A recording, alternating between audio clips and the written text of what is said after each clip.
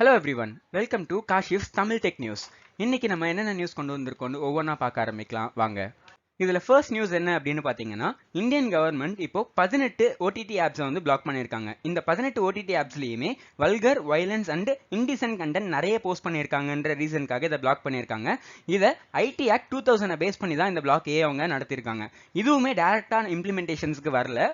இந்த பிளாக்குக்கு முன்னாடியே பார்த்தீங்கன்னா யூனியன் மினிஸ்டர் ஆஃப் இன்ஃபர்மேஷனும் ப்ராட்காஸ்டிங் அனுராக் தாக்கூர் அப்படிங்கிறவங்க ரிப்பீட்டடாக நிறைய வார்னிங்ஸை கொடுத்துருக்காங்க. அந்த வார்னிங்ஸையும் மீறி இவங்க பிளாட்ஃபார்ம்ஸை ரன் பண்ணிட்டு இருந்ததுனால தான் இப்போ இந்த பிளாக் அப்படின்றது நடந்திருக்கு. அதுலேயுமே இந்த 18 ஆப்ஸில் ஒரு ஆப் பார்த்தீங்கன்னா ஏற்கனவே 1 crore டவுன்லோட்ஸையுமே தாண்டி போயிட்டு இருக்கு. இன்னும் 2 ஆப்ஸ் பார்த்தீங்கன்னா 50 lakhs டவுன்லோட்ஸையும் கிராஸ் பண்ணி போயிட்டு இருக்கு. அப்படி இருக்கும்போது இந்த அப்ளிகேஷன்ஸ் மூலியமா இந்தியன் பீப்புள்ஸ் எல்லாருமே ஸ்பாயில் ஆகுறாங்கன்ற ரீசனுக்காக இந்த ஒரு ஆக்டை இவங்க இம்ப்ளிமெண்ட் பண்ணியிருக்காங்க. அது மட்டும் இல்லாமல் இந்த ஆப்ஸ் பேஸ் பண்ண நிறைய websites, applications and social media platforms எதுலெல்லாம் இவங்க ப்ரமோட் பண்ணாங்களோ அந்த பிளாட்ஃபார்ம்ஸையுமே இவங்க சைட் பை சைட் பிளாக் பண்ணிட்டே வந்துட்டு இருக்காங்க அப்படின்றத சொல்லியிருக்காங்க. அடுத்த நியூஸ் என்னன்னா, ஸ்பேஸ்எக்ஸோட ஸ்டார்ஷிப் அப்படின்னு சொல்லக்கூடிய ஒரு 400 feet டால் இருக்கக்கூடிய ஒரு மெகா ராக்கெட் வந்து நேத்து மெக்சிகோல இருந்து ஒரு அச்சீவ்மெண்ட்டை பண்ணியிருக்காங்க. ஸோ என்ன அச்சீவ்மெண்ட் அப்படின்னு பார்த்தீங்கன்னா, இது இந்த டேட் வரைக்கும் இருக்கக்கூடிய எல்லா ஃபிளைட்ஸ் அண்ட் ராக்கெட்ஸ்லையுமே ரொம்ப தூரமா ரொம்ப ஃபாஸ்ட்டாக ரீச் ஆகக்கூடிய ஒரு ராக்கெட் அப்படின்ற ஒரு அச்சீவ்மெண்ட்டை பண்ணியிருக்காங்க. இது இவங்களோட 3rd டெஸ்ட், அதாவது மூணாவது முறை தான் இதை டெஸ்ட் பண்றாங்க. ஆனா இந்த அச்சீவ்மெண்ட்டை பண்ணியிருந்தாலுமே இது ஸ்பேஸ்ல இருந்து ரிட்டர்ன் நம்ம பூமிக்கு ரிட்டர்ன் ஆகும்போது பார்த்தீங்கன்னா அதோட இது சிக்னல் வந்து லாஸ்ட் ஆகி நம்மளோட இந்தியன் ஓஷன்ல வந்து அது வந்து ஸ்பிளாஷ் ஆயிடுச்சு அப்படின்றத சொல்லியிருக்காங்க. இதை அவங்க வந்து என்னதான் இது லாஸ்ட் ஆயிருந்தாலும் இவங்க அதுக்கான எக்ஸ்பிளனேஷன் என்ன கொடுக்குறாங்கன்னு பார்த்தீங்கன்னா, ஏற்கனவே இதை 2 times நாங்கள் டெஸ்ட் பண்ணியிருக்கோம். அந்த டெஸ்ட் பண்ணதுல 2 வாட்டியுமே இது சில மினிட்ஸ்லயே வந்து எக்ஸ்ப்ளோர்ட் ஆயிடுச்சு. அதை கம்பேர் பண்ணும்போது இந்த வாட்டி 50 minutes இது ரன் ஆயிருக்கு. அட் த சேம் டைம் இந்த அச்சீவ்மெண்ட்டையுமே பண்ணியிருக்கு. இது எங்களுக்கு ரொம்ப பெரிய அச்சீவ்மெண்ட் தான் அப்படின்னு மென்ஷன் பண்றாங்க. பப்ளிக் வந்து இதை எந்த விதத்துல பாக்குறாங்கன்னா, இந்த ஒரு மிஷன் சக்சஸ் ஆச்சுன்னா இது யுஎஸோட மேண்ட் லூனார் மிஷனுக்கு ரொம்பவே ஹெல்ப்ஃபுல்லா இருக்கும் அப்படின்னு சொல்றாங்க. அட் த சேம் டைம் இது மஸ்கோட மார்க் கொலனைசிங் மிஷனுக்கும் ரொம்பவே ஹெல்ப்ஃபுல்லா இருக்கும்ன்றத ரொம்பவே நம்புறாங்க. அடுத்த நியூஸ் என்ன அப்படின்னு பாத்தீங்கன்னா, கூகுள் இப்போ அவங்களோட குரோமுக்கு ஒரு புது அப்டேட் ஒன்று கொடுத்துருக்காங்க. இது அவங்க என்ன நேம் சொல்றாங்கன்னா சேஃப் ப்ரௌசிங் அப்டேட் அப்படின்றத சொல்றாங்க.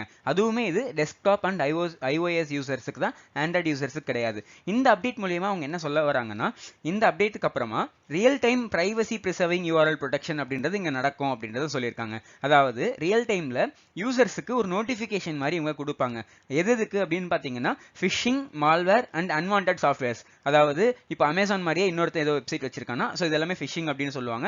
அந்த மாதிரியான வெப்சைட்ஸாக இருந்தாலும் சரி, இல்லை அந்த வெப்சைட்ல ஏதோ ஒரு மால்வேர் அட்டாக் இருக்கு, இல்லை அந்த வெப்சைட் போனால் ஏதோ ஒரு அன்வான்ட் சாஃப்ட்வேர் டவுன்லோட் ஆகுது அப்படின்ற பட்சத்தில் யூசர்ஸுக்கு லைவாகவே, அதாவது ரியல் டைம்லேயே ஒரு நோட்டிஃபிகேஷன் மாதிரி இவங்க ப்ரொவைட் பண்ணுறதா இப்போ சொல்லியிருக்காங்க.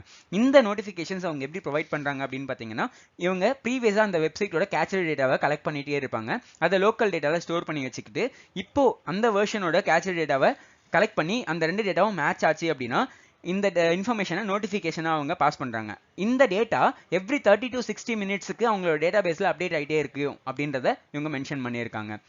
அடுத்த நியூஸ் என்ன அப்படின்னு பார்த்தீங்கன்னா, நம்ம iOS-ஓட அடுத்த 18 அப்டேட் அப்படின்றத வரப்போகுது இல்லையா? ஸோ அந்த அப்டேட்டில் இவங்க ஜென் ஏஐஸை வந்து இன்ட்ரடியூஸ் பண்ணுவாங்க அப்படின்ற ரூமர்ஸ் ரொம்ப நாளாகவே போயிட்டு இருக்கு. ஸோ இந்த ரூமர்ஸுக்கு அடுத்து இவங்க என்ன பண்ணியிருக்காங்க அப்படின்னு பார்த்தீங்கன்னா, டார்வின் ஏஐ அப்படின்னு சொல்லக்கூடிய ஒரு கனடியன் ஏஐ ஃபெர்ம் இது, ஓகேவா, கனடாவில் இருக்கக்கூடிய ஒரு ஏஐ ஆர்கனைசேஷன். இந்த ஆர்கனைசேஷனை மொத்தமாக அக்வயர் பண்ணியிருக்காங்க. இந்த அக்வயர்மெண்ட் எதுக்காக நடந்திருக்குன்னு பார்த்தீங்கன்னா, இவங்களோட ஏஐ டூல்ஸில் இவங்களோட டார்வின் ஏஐ சம்பந்தப்பட்ட டூல்ஸையுமே இன்டெகிரேட் பண்ண போகிறதா பேசிக்கிட்டு இருக்காங்க. இதை பப்ளிக் எப்படி எதிர்பார்க்குறாங்க அப்படின்னு பார்த்தீங்கன்னா, இப்போ ரீசெண்டாக லான்ச் பண்ண M3 MacBook Air 2024 மாடலில் இவங்க ஏற்கனவே சில ஏஐ ட்வீக்ஸை வந்து கொடுத்துருந்தாங்க. அதை அடுத்து iOS-லையுமே இந்த ஏஐ அப்டேட்ஸ்லாம் வரக்கூடிய சான்சஸ் இருக்குன்றதை எதிர்பார்த்துட்டு இருக்காங்க.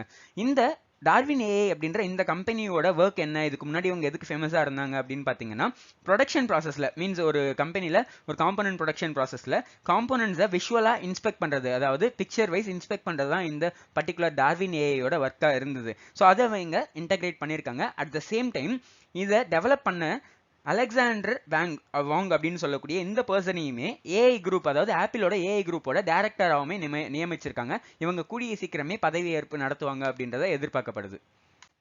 அடுத்த நியூஸ் என்ன அப்படின்னு பார்த்தீங்கன்னா, கூகுள் டிரைவுக்கு ஒரு அப்டேட் கொடுத்துருக்காங்க. ஸோ அந்த அப்டேட் என்ன அப்படின்றது பார்த்தீங்கன்னா, கூகுள் டிரைவ் டேரெக்டாக அந்த ஆப்பில் அப்டேட் கிடையாது, இது அவங்க கொடுத்துருக்கக்கூடிய ஒரு நோட்டிஃபிகேஷன் மாதிரி.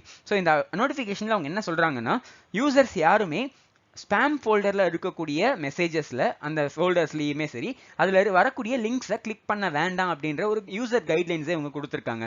இது எதுக்காக அப்படின்னு பார்த்தீங்கன்னா பழைய அப்டேட் மீன்ஸ் இப்போ ரீசெண்டாக அப்டேட் பண்ணும்போது இவங்க நிறைய ஸ்பேம் அட்டாக்ஸ் வந்து நடந்துட்டு இருக்கிறத இதோட ரைஸையுமே வந்து நோட்டீஸ் பண்ணியிருக்காங்க. அந்த நோட்டீஸுக்கு அப்புறமா தான் இவங்க இந்த கைட்லைன்ஸை வந்து லிஸ்ட் பண்ணி அவங்களோட பிளாக் ஸ்பாட்டில் வந்து ரிவீல் பண்ணியிருக்காங்க. இந்த பிளாக் ஸ்பாட்டில் அந்த பர்டிகுலர் ஃபைல்ஸ் அண்ட் லிங்க்ஸ் எதையுமே உங்க கிளிக் பண்ண வேண்டாம் அப்படியே நீங்கள் அந்த மாதிரி லிங்க்ஸ் ஏதாச்சும் பார்த்தீங்கன்னா அதை அன்சேஃப் அப்படின்னும் இல்லைனா ரிப்போர்ட் அந்த யூசர் மேலேயும் ரிப்போர்ட் பண்ணுங்க. இதுவே உங்களுக்கு தெரிஞ்ச ஒரு பர்சனே அந்த டிரைவை கிரியேட் பண்ணியிருந்தாலும் இன்கேஸ் அவங்க தெரியாமல் அந்த லிங்க் அதில் இன்டெகிரேட் பண்ணியிருந்தாலுமே நீங்கள் ரிப்போர்ட் பண்ணுங்க. அந்த ஃபைல்ஸ் அங்கேருந்து ரிமூவ் பண்ணப்படும். அந்த ஃபைல்ஸ் அவங்களுக்கு ரிமூவ் பண்ணுறதுக்கு முன்னாடி அதை கிரியேட் பண்ண யூசருக்கு ஒரு நோட்டிஃபிகேஷனும் போகும் அப்படின்றத இவங்க சொல்லியிருக்காங்க அவங்களோட பிளாக் ஸ்பாட்டில். ஸோ இதுதான் இன்னைக்கான டெக் நியூஸ். ஸோ அடுத்த டெக் நியூஸில் உங்களுக்கு நாளைக்கு வந்து மீட் பண்ணுறோம். தேங்க்யூ, பாய்.